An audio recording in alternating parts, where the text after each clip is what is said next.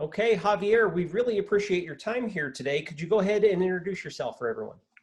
Absolutely. My name is Javier Cordero. I'm the Director and Chief Procurement Officer for New Mexico State University.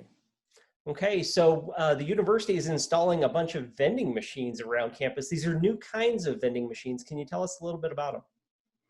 Yeah, so these vending machines are pretty standard and typical to what we're used to.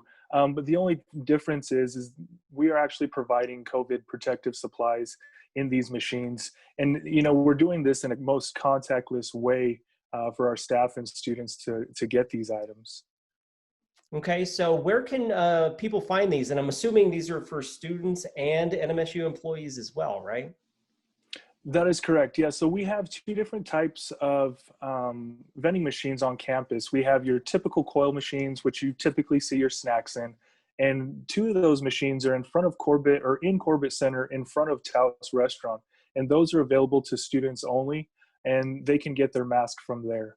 We have a different type of machine, which we're commonly referring to as a locker type vending machine. And there are 7 of these. And these are scattered throughout the academic areas. For example, we have one at Hardman Jacobs, Gerald Thomas, Engineering Complex, O'Donnell Hall, and Foster Hall. And actually, we're going to be adding a new locker machine on the 2nd floor of Corbett Center. And those locker machines are for regular employees of NMSU to get bulk items for their workspace or their classroom that they'll be in.